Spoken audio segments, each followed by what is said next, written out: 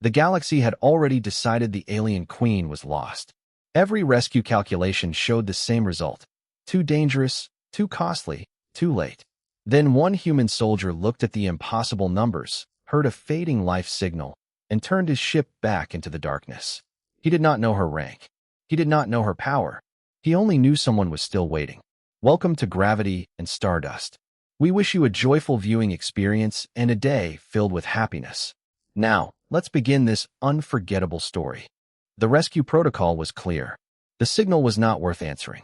Ethan Walker had read the report 3 times before accepting that fact. The damaged Elorian vessel was drifting beyond the edge of the conflict zone, its energy core unstable, its communication systems failing, and its structural integrity decreasing every minute. A recovery attempt carried a high probability of losing another ship. The safest choice was obvious. Leave. The fleet had already made the decision. The galaxy had already accepted the outcome. Ethan stared at the fading life signal on his display. One biological reading. Weak. Unconfirmed. But present. Walker, confirm your position, Commander Hayes said through the communication channel. Ethan did not answer immediately. His hand rested above the navigation controls. You know the assessment, Hayes continued. The vessel is too unstable. We cannot send support. You cannot guarantee extraction. Ethan looked at the damaged alien ship floating in the darkness. He knew every word was true. This was not a simple rescue. It was an unknown environment, unknown technology, and unknown consequences. A human ship could be lost for a life they knew nothing about. He understood the logic because he had built his career around understanding risk. Years ago, on Luna Station 17, he had followed the same kind of calculation. The evacuation window closed. The mission succeeded. Hundreds survived. The official report called it acceptable. Ethan remembered something else. One name. One empty seat. One person who never made it home. He had spent years trying to decide whether that memory was a lesson or a wound. Maybe it was both. Walker, Hayes said again. If you proceed, you are violating direct orders. Ethan looked at the signal. It disappeared for half a second, then returned. Still there. I know. Then why are you still thinking about it? Ethan closed his eyes briefly. Because that was the real question. Was he choosing this because someone needed help? Or because he was trying to rewrite a failure that could never be changed? He knew the difference mattered. Compassion without judgment could become recklessness. Guilt could disguise itself as courage. He had learned that the hard way. Ethan opened his eyes. I'm not trying to fix the past. Silence filled the channel. Then what are you doing? He adjusted the course. The small human rescue craft turned away from the safety of the fleet, answering a signal. The silence afterward was heavier than an argument. Walker, this is your final confirmation. Ethan watched the alien vessel grow larger on his display. Confirmed. The rescue craft approached the damaged ship alone. No backup. No guarantee. No promise that anyone would remember this choice. The docking process revealed the first difference between the two civilizations. Human ships were built around replacement, repair, and improvisation. Everything had a manual solution. The Elorian vessel was different. Its systems were elegant and precise, almost like the ship had been designed as one complete organism. Beautiful, advanced, difficult to understand. Ethan reached the emergency access panel and connected his equipment. The interface rejected the first attempt. Then the second. He stopped forcing it. Instead of making the alien system behave like human technology, he adjusted his own tools to communicate with it. Different problem. Different approach. The door opened. Inside, the temperature was falling. Blue emergency lights reflected across smooth alien surfaces. Ethan moved carefully through the silent corridor, checking each section. He was not searching for a commander. He was not searching for a political figure. He was not searching for someone valuable. He was searching for someone alive. The signal led him to the command chamber. The room was almost dark. Broken displays floated in the air. Damaged systems pulsed with fading energy. At the center of the chamber, a woman lay unconscious. Ethan stopped for a moment. She looked almost human, but not completely. Her skin carried a soft pastel purple tone. Her long, thin pointed ears resembled something from ancient Earth legends. Her features were unfamiliar, yet strangely recognizable. Her clothing contained symbols of authority he did not understand. He noticed them, then looked away, because none of it changed the situation. She was injured. She was alive. She needed help. Ethan opened his emergency kit and began working. Not because he knew the outcome. Not because he believed one person could solve everything. He knew better than that. He had spent years learning that no individual could carry an entire universe alone.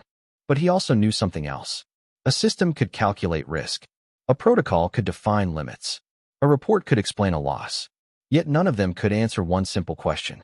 What would happen if everyone decided to leave? Ethan placed the medical stabilizer beside her and watched the readings slowly improve. Somewhere beyond the damaged ship, the fleet continued its mission. Somewhere behind him, consequences waited. But for now, one life remained. And that was enough reason to stay. The first thing Serafina Vale noticed was that the human soldier was not treating her like a queen. He was treating her like a problem that needed solving. It was strangely insulting. It was also the reason she was still alive. Her consciousness returned slowly through layers of pain and confusion. The command chamber around her was damaged beyond recognition. Emergency lights pulsed across unfamiliar equipment. Warning signals echoed through the ship. And beside her, a human was working with technology that was never designed for him. "Your approach is inefficient," she whispered. Ethan Walker looked up from the medical interface.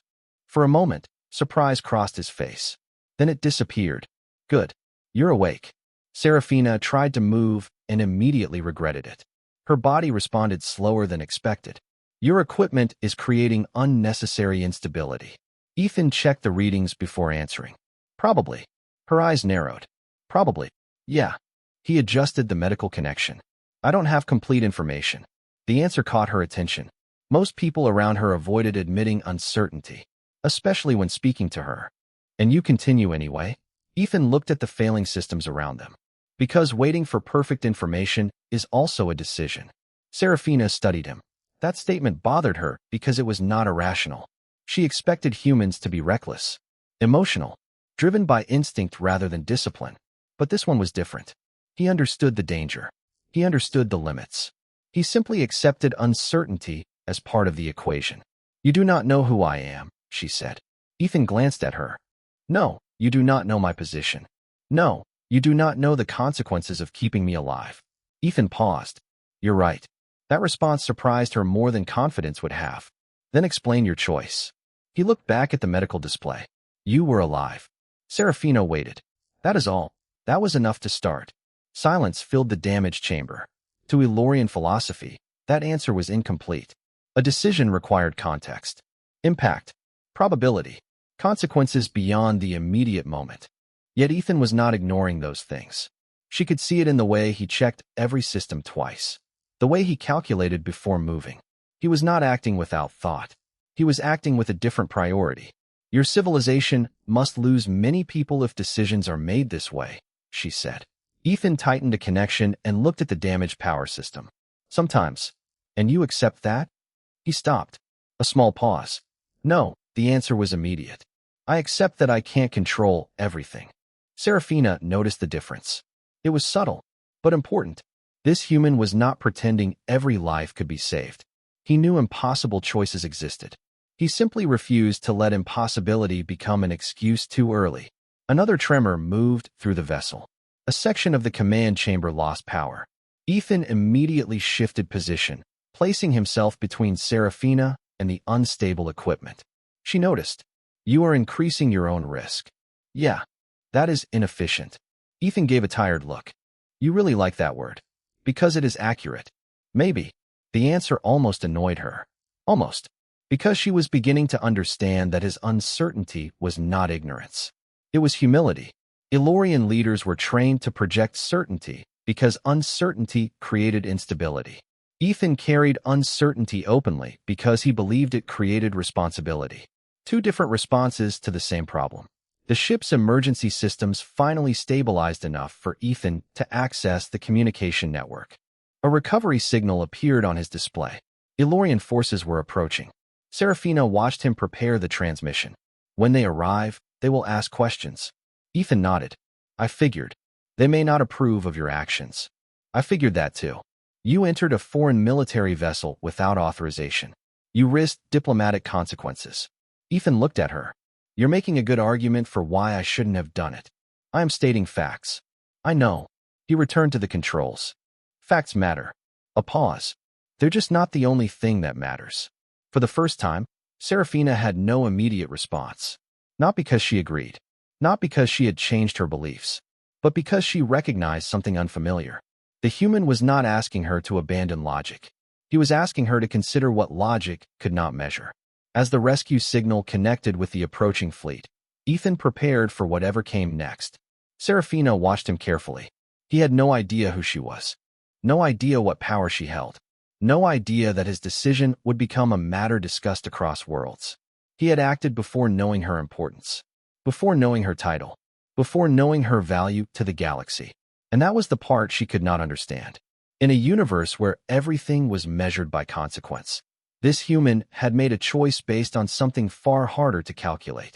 The value of a life before anyone knew why it mattered. The arrival of the Elorian rescue fleet changed everything. Minutes earlier, Serafina Vale had been only an injured survivor inside a damaged vessel. Now, the moment the identification signal reached their systems, the entire atmosphere shifted. The soldiers who entered the command chamber did not look at her wounds first. They looked at the insignia on her uniform. They lowered their heads. "Your Majesty." Ethan Walker stood quietly beside the medical station, watching the transformation happen. The woman he had carried through a failing ship was no longer just someone who needed help. She was the ruler of one of the most powerful civilizations in the galaxy. Serafina noticed his reaction. Not fear. Not excitement. Just understanding. "You did not know," she said after the officers secured the chamber. Ethan looked at her. "Know what? Who I was?" He shook his head. "No, if you had known."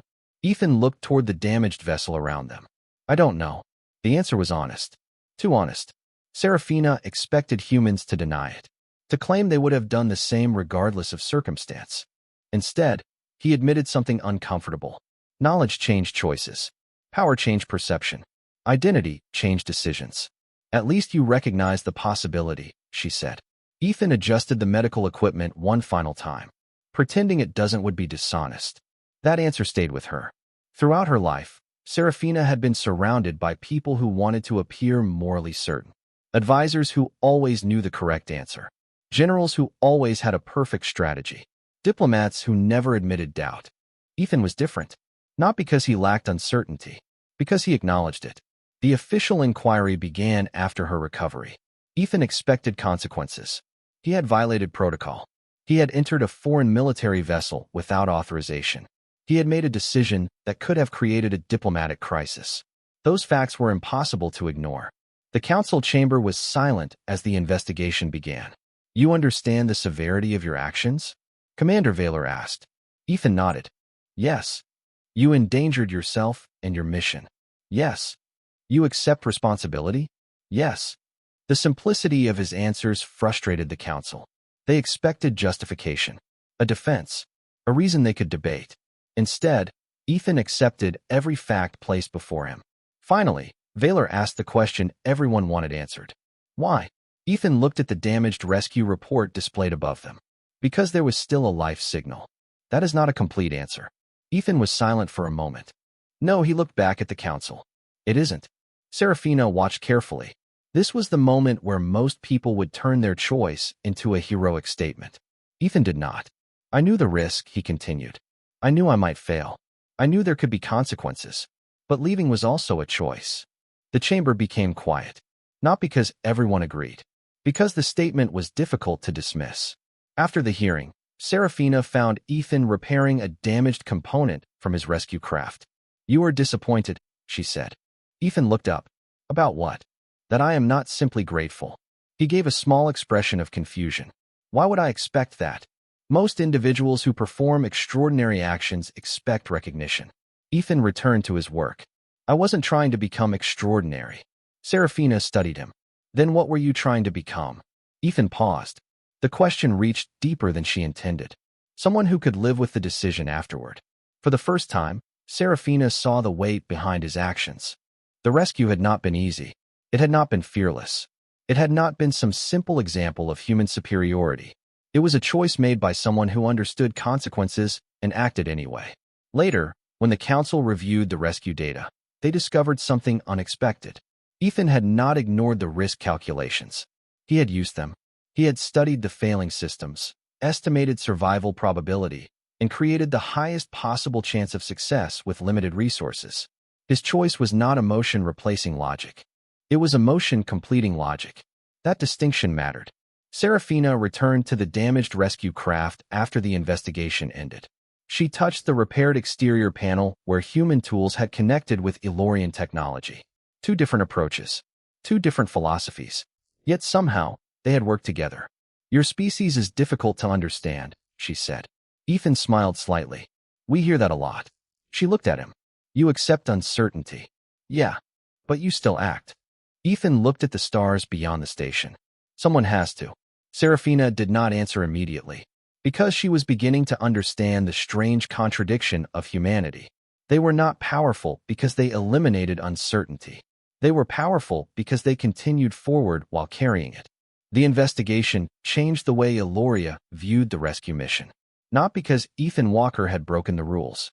Everyone already knew that. The real discovery was far more uncomfortable. The system had worked exactly as it was designed to work. The decision to abandon the damaged vessel had not been a mistake. It had been the logical outcome of thousands of years of careful calculations. That was what made the question harder. If the system was not wrong, then what needed to change? Serafina Vale stood inside the council chamber, watching the original rescue assessment projected across the room. Probability of successful recovery. Resource allocation. Expected casualties. Every number was accurate. Every conclusion was defensible. The protocol prevented unnecessary losses, Advisor Valance said. Without these models, the Empire would not have survived. Serafina did not disagree. That was the problem. You are correct, she replied. The council members exchanged surprised looks. They had expected opposition. The system saved countless lives. She paused. But that does not mean it answered every question. Valen looked toward the data. What question did it fail to answer? Serafina touched the final report. The words were simple. Recovery probability below acceptable threshold. This one. She looked around the chamber. What happens when the probability reaches 0, but someone is still alive? No one answered immediately, because the system had never been designed to answer that. It calculated outcomes. It did not measure meaning. A civilization cannot be governed by individual emotion, Valance said. No, Serafina replied. But it cannot survive by removing individuals from the equation either. The debate continued for hours. Not with anger. With evidence. That was what made it difficult. The conservative council members were not cruel. They were protecting a system that had protected them. The military leaders were not heartless. They understood that every rescue had limits. The reform supporters were not automatically correct. They had to prove their ideas would not create greater danger. For the first time, Serafina saw the full complexity of leadership. A decision could be logical and still incomplete. A tradition could be valuable and still require change. Later that evening, Ethan found her reviewing old emergency protocols alone. You are trying to rewrite everything, he said. Serafina looked up. No, she closed the file. I am trying to understand what should remain. Ethan nodded slightly. He understood that answer better than most. That is harder. Yes. A quiet moment passed. I thought you would want the system removed, she said. Ethan looked surprised. Why? Because it failed you. Ethan was silent for a moment. It didn't fail me. Serafina studied him. It left someone behind. Ethan looked down. A system has to make decisions. Then why did you return? The question remained between them. Ethan did not answer immediately. When he finally spoke, his voice was calm. Because a system can make a decision. But I still have to decide what kind of person I want to be. Serafina noticed the difference. Ethan did not hate systems. He hated forgetting their purpose. That distinction mattered. The following weeks became a period of examination rather than revolution. Serafina ordered a full review of emergency decisions across Elorian history. Not to find mistakes. To find patterns. The results surprised everyone. The system had saved millions. But there were repeated cases where isolated individuals were treated only as numbers because the models lacked personal context.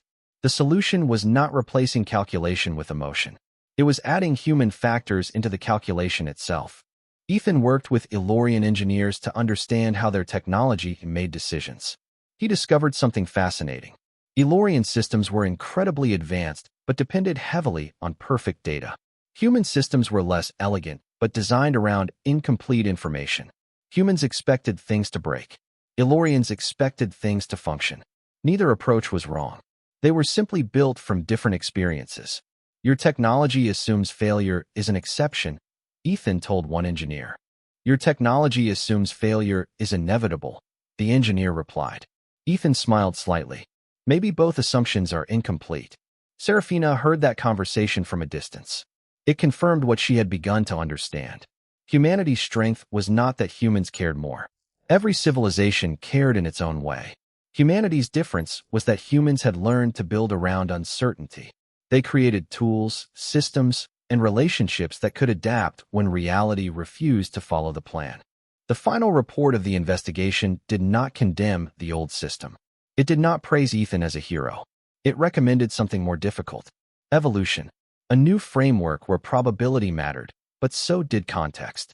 Where efficiency protected lives, but awareness remembered them. When Serafina approved the changes, she did not declare victory. She simply signed the document and returned it to the council. Because she had learned something important. The greatest systems were not the ones that never made difficult choices. They were the ones willing to improve after making them. The first time Ethan Walker saw his own name in an Ilorian report, he almost closed the file immediately. Not because he disliked recognition, because he understood what came after it. A person became a symbol. A decision became a story. A complicated moment became something simple enough for everyone else to understand. The report described him as the human soldier who saved the Ilorian queen. Ethan stared at the sentence for a long time. It was accurate. It was also incomplete. Serafina Vale found him in the archive chamber, sitting beside the records of the rescue mission. The damaged human craft was still displayed behind transparent shielding. The repairs were visible. Human modifications connected with Ilorian systems, creating a strange combination of two different engineering philosophies. You do not like the report, Serafina said. Ethan looked at the screen. It's fine. She studied his expression. That is not an answer. He gave a small breath of amusement. You are learning human conversation quickly. I have had an excellent teacher. Ethan looked back at the report. The problem is not the report. Then what is? He was quiet for a moment. People keep saying I saved you because you were important. Serafina understood immediately. And you believe that is incorrect. I know it is. She stepped closer. Why? Ethan looked at the damaged vessel behind the glass. Because I didn't know. That answer carried more weight than a speech could have. Serafina realized the difference. The value of his choice existed before the discovery of her identity. Before the title. Before the political consequences. But she also noticed something else. Ethan was uncomfortable with the attention because he was afraid of something deeper. You think they are turning you into something you are not, she said. Ethan looked at her. Maybe. A hero. He looked away. Heroes make people forget the mistakes. The words were quiet. Serafina remembered the first investigation. The human had accepted every criticism. He had not claimed perfection. He had not demanded praise. He had simply accepted responsibility for a choice he made. You believe remembering failure keeps you honest, she said. Ethan did not answer. He did not need to. She had seen enough. The silence confirmed it. That belief helped you survive, Serafina continued. But it may also be preventing you from moving forward. Ethan looked at her carefully. You think I'm wrong. I think you are incomplete. The answer surprised him. Explain. Serafina walked toward the archive display. For centuries, my people believed leaders had to remove emotion from decisions. We believed distance created wisdom. She touched the glass surface. You believe emotion creates responsibility. She turned back toward him. Both ideas are incomplete. Ethan remained silent. A leader who feels nothing becomes dangerous, she said. But a person who feels everything alone also becomes dangerous. The words reached him because they were not criticism. They were recognition. For years, Ethan had carried every impossible choice as if responsibility belonged only to him. Serafina saw the pattern because she had lived the opposite version. She had carried entire civilizations while forgetting herself. Different burdens. Same mistake. You saved me because you saw a person, she said. Ethan looked at her. Yes. Then why do you refuse to see yourself the same way? The question stayed in the air. Ethan had faced failing engines, hostile environments, and impossible missions. But this was different. This required accepting something he had avoided for years. That he was not only the person who helped others, he was also someone worth protecting. Before he could answer, an alert appeared across the archive display. A new emergency request from an outer colony. A transportation failure had interrupted supply routes. Initial analysis predicted manageable conditions. Ethan immediately noticed the problem. They are using average resource distribution. Serafina looked at the report. You think the model is incomplete? I think we should verify the assumptions. She smiled slightly. Months ago, he would have demanded immediate action. Now he was asking for better information. He had changed. And if the model is correct? She asked. Ethan looked at the incoming data. Then we make the right decision with better knowledge. Serafina nodded. That was the lesson they had both been learning. Compassion was not ignoring logic. Logic was not ignoring people. The future would not belong to the civilization that chose one over the other. It would belong to those who understood they needed both. Together, they left the archive chamber and moved toward the next challenge. Not as a queen and a soldier. Not as symbols of two worlds. Just as two people trying to make a better choice than the one before. The emergency request from the outer colony arrived without the urgency Ethan Walker expected. No alarms. No desperate transmissions. No visible disaster. Only a series of numbers displayed across the operations chamber. Supply reduction rate. Transportation delays. Resource projections. Everything appeared controlled. That was what worried him. Ethan had learned that the most dangerous problems were not always the ones that looked impossible. Sometimes they were the ones that looked acceptable. Serafina Vale stood beside him, studying the same data. The current assessment shows no immediate threat, she said. Ethan nodded. I know. But you disagree. I think we need more information. She looked at him. That is different from your previous approach. Ethan glanced at her. Months ago, he would have already requested deployment. He would have seen the delay as another example of a system choosing numbers over people. Now he looked deeper. Moving quickly without understanding the situation can create another problem. Serafina noticed the change. He had not abandoned his instincts. He had refined them. Then what do you suggest? Ethan opened the colony report. Talk to the people there. The request seemed simple. Yet the response from the operations team revealed the difference between their civilizations. The Elorian system had analyzed thousands of variables. It had predicted resource consumption, population needs, and recovery time. But it had not directly contacted the people experiencing the crisis.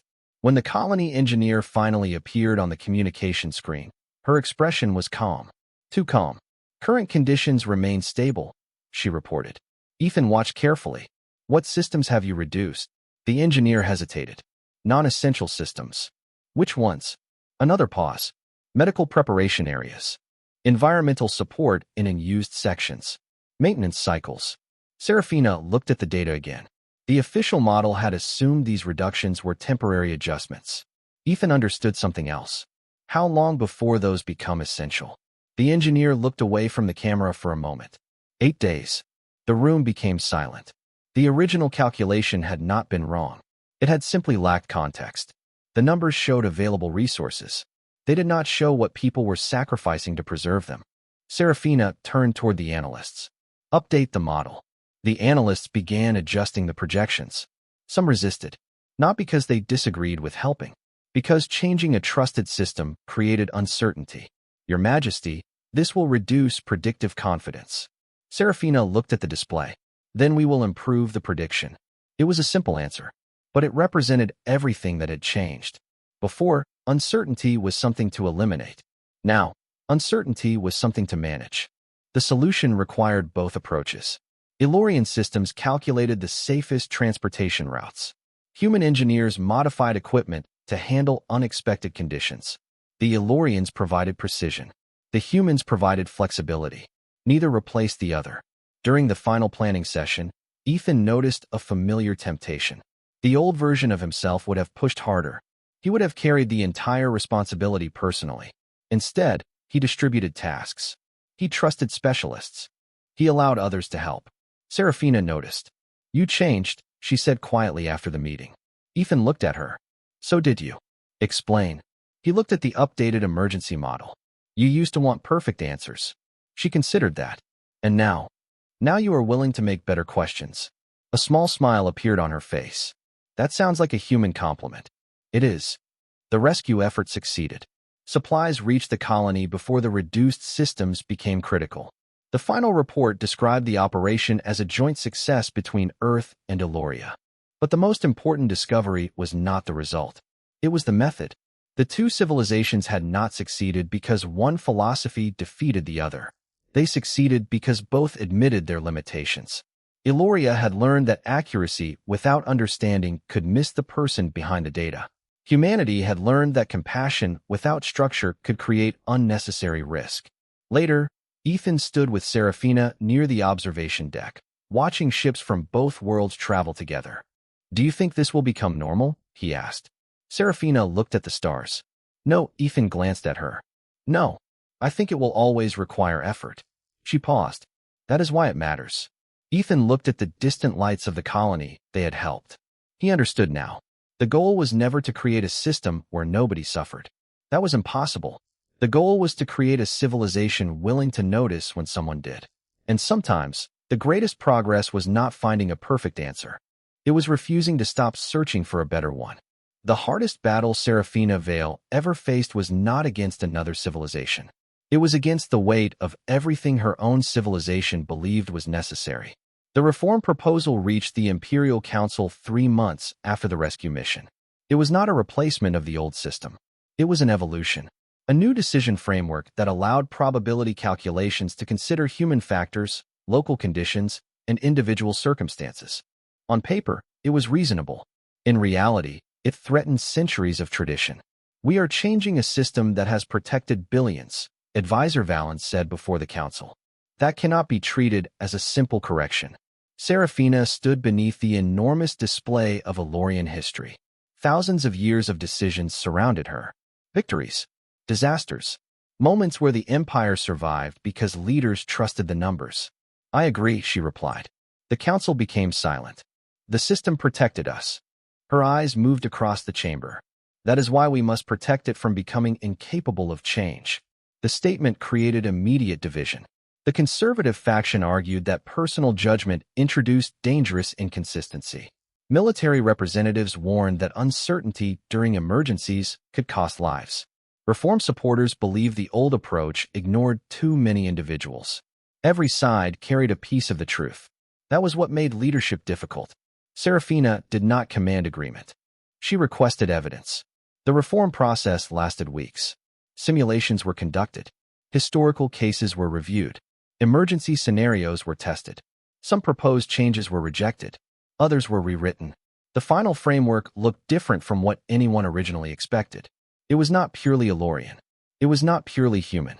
It was something created between two philosophies. Ethan Walker watched the process quietly from the observation area. He had expected resistance. He had not expected the patience required to overcome it. "You could have forced the decision," he said when Serafina joined him after another long council session. She looked tired, more tired than he had ever seen her. "Yes, but you didn't. Because forcing people to accept change does not create understanding." Ethan looked at her. "That sounds like something I would say." A small expression crossed her face. "Perhaps I have learned." He smiled slightly. "Maybe." She noticed the word. "You still use that." "It still works." For a moment, the tension disappeared. Then Serafina looked back toward the council chamber. "There was a time when I believed leadership meant having the correct answer before anyone else." Ethan remained silent. "I was wrong." He looked at her. "That sounds like a difficult thing for a queen to admit." "It is a difficult thing for anyone to admit." The honesty surprised him. Serafina had spent her entire life surrounded by expectations. A ruler could not appear uncertain. A symbol could not show weakness. Yet she had learned something from Ethan. Admitting limits was not weakness. Sometimes it was the first step toward improvement. The final vote approached with uncertainty. Several council members remained opposed. They feared that changing the system would create instability. Serafina understood their concern because she had once shared it. "You are not losing control," she told them during the final debate. "You are accepting responsibility for what control cannot predict." The vote passed by a narrow margin. Not a victory. Not a defeat. A beginning. Afterward, Ethan found Serafina alone outside the council chamber. "You won," he said. She shook her head. "No," he looked confused. "No. Winning means someone loses." She looked at the closed doors behind her. This was a decision everyone will have to continue improving. Ethan nodded slowly. That answer felt right. Because the universe had taught both of them the same lesson in different ways. Perfection was impossible. Systems failed. People failed. Decisions failed. The important question was not whether failure could be eliminated. It was whether a civilization could learn from it. Later, the first joint emergency command center between Earth and Eloria opened. Human engineers worked beside Elorian analysts. Different languages, different methods, different histories, but the same purpose. Ethan watched the teams communicate across the room and realized something had changed. Humanity had not transformed Eloria. Eloria had not transformed humanity. They had challenged each other enough to become better. Serafina stood beside him. "Do you think this will last?" she asked. Ethan looked at the people working together. "I don't know." She glanced at him. "You finally admit uncertainty." He smiled. "I always did." A quiet moment passed. "I just learned uncertainty doesn't mean we stop trying." And for the first time, the future of two civilizations was not built on the belief that someone had all the answers. It was built on the willingness to keep searching together. The first official image of Ethan Walker reached Earth 3 days after the Alliance announcement. It showed him standing beside Serafina Vale during the opening of the Joint Emergency Command Center. Millions watched the broadcast. Millions saw a human soldier beside an alien queen. And millions created a story that was easier to understand than the truth. They saw a hero. They saw a symbol. They saw a legend. Ethan saw a problem. "You look uncomfortable," Serafina said as they watched the broadcast replay inside the command center. Ethan folded his arms. "Because everyone keeps removing the complicated parts." She looked at the screen. "They prefer simple stories." "Yeah." He watched the crowd celebrating. "Simple stories are easier to remember." Serafina understood.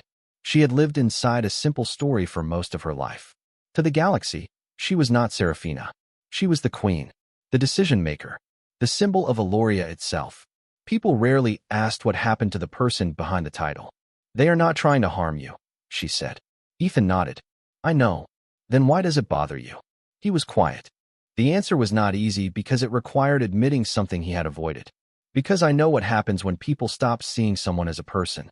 Serafina looked at him. "Explain." Ethan looked toward the window where human and Elorian ships moved together outside. They stop allowing mistakes. They stop accepting limits. They expect the symbol to keep working even when the person is exhausted. The word stayed with her, because she knew exactly what he meant. The difference was that Ethan had spent years running away from becoming a symbol, while she had spent centuries trapped inside one. The irony was not lost on either of them. "Earth wants you to become proof of humanity's virtue," Serafina said. Ethan gave a small expression of discomfort. "That sounds dangerous." "Why?" "Because humanity is not one person." He looked back at her. "If people think I represent everything good about humans, they'll be disappointed when they remember I'm just one person." Serafina studied him carefully. That was the lesson she had been trying to learn. A civilization was not defined by one perfect example. It was defined by the choices made by ordinary individuals every day. The political pressure increased over the following weeks. Earth leaders wanted Ethan to remain as the face of cooperation. Elorian officials wanted him involved in diplomatic planning. Both sides had reasonable intentions. Both believed they were honoring him. Neither understood the cost. Serafina saw it before he did. During a private meeting with the council, she refused the proposal to officially appoint Ethan as the permanent ambassador between civilizations. "Your Majesty, his influence is undeniable," one advisor argued. "Exactly," she replied. "And that influence is the reason we must be careful." The advisor looked confused. "You believe he is unreliable?" Serafina shook her head. "No, I believe he is human." The room became silent. A symbol does not need rest. A symbol does not struggle. A symbol does not have limits. She looked around the chamber. But a person does. When Ethan learned about her decision, he was surprised. "You turned down the position?" Serafina nodded. "Yes." "Why?" She looked at him. "Because you saved my life by seeing me as a person before you knew my title." A pause. "I will not repay that by turning you into a title." For a moment, Ethan had no answer. The irony was almost impossible to ignore. The alien queen who once believed in systems had protected the individual. The human soldier who once carried everyone's burdens had finally allowed someone else to carry part of his. You know, Ethan said quietly.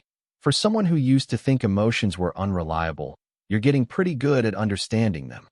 Serafina looked toward the stars. I never believed emotions were unreliable. She paused. I believed they were dangerous when ignored. Ethan smiled slightly.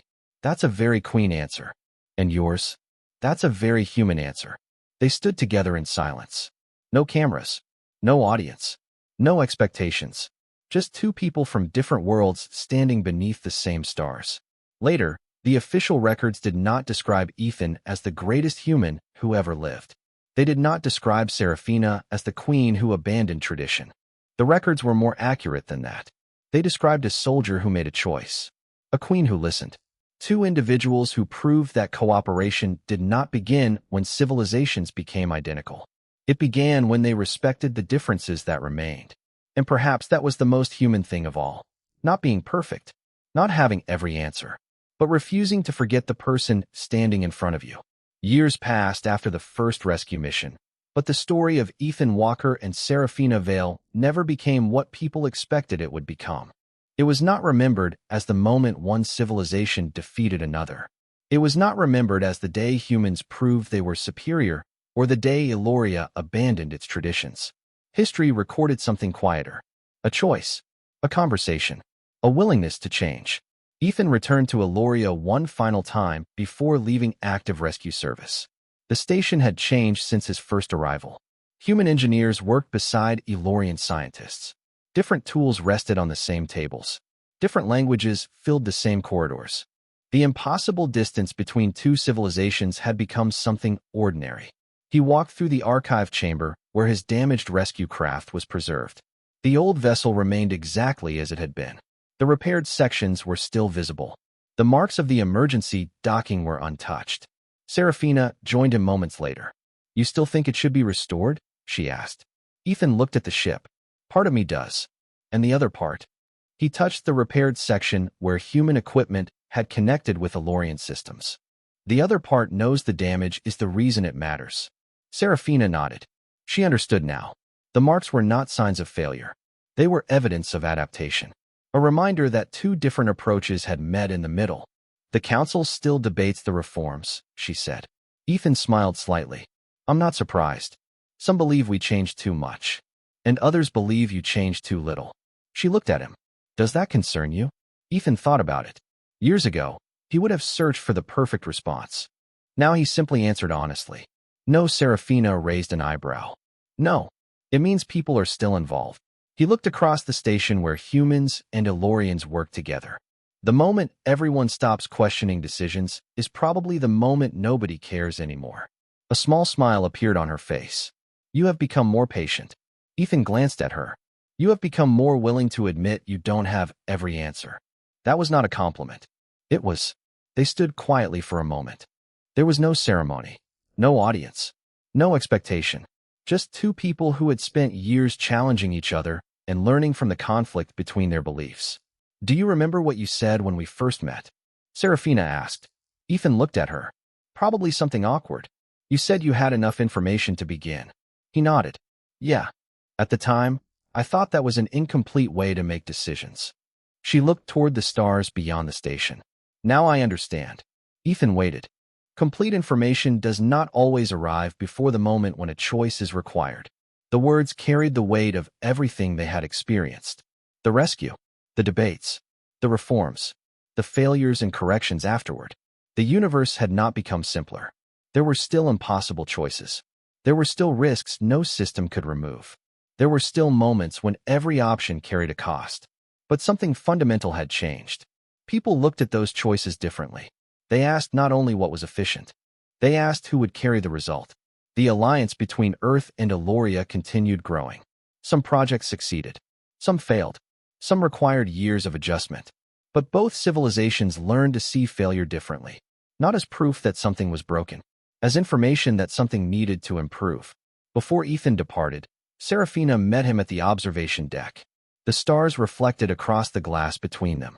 You know, she said, many will continue telling this story incorrectly. Ethan smiled. Probably. They will say a human soldier saved an alien queen. He looked at the stars. That's not completely wrong. No, Serafina looked at him. But it is incomplete. A quiet silence followed. Because the truth was larger than a single rescue. A human soldier had not changed the galaxy because he was stronger. An alien queen had not changed her empire because she abandoned her people's wisdom. They changed because both were willing to admit that their understanding was incomplete. Ethan had learned that compassion did not mean carrying every burden alone. Serafina had learned that logic did not mean removing the people hidden behind the numbers. And the galaxy learned something neither civilization had discovered by itself. Progress was not created by those who had perfect answers. It was created by those willing to keep asking better questions. Long after the first rescue mission became history, the most important part remained the smallest detail. A damaged ship, a fading signal, a decision made before anyone knew who needed saving. Because in a universe filled with endless stars, the rarest discovery was not a new world. It was finding a reason to care about the life already standing beside you. Thank you for watching this story until the end. We would love to hear your thoughts and feelings about this journey, so please share your experience in the comments below. Don't forget to subscribe to Gravity and Stardust for more unforgettable cinematic sci-fi stories waiting to be discovered.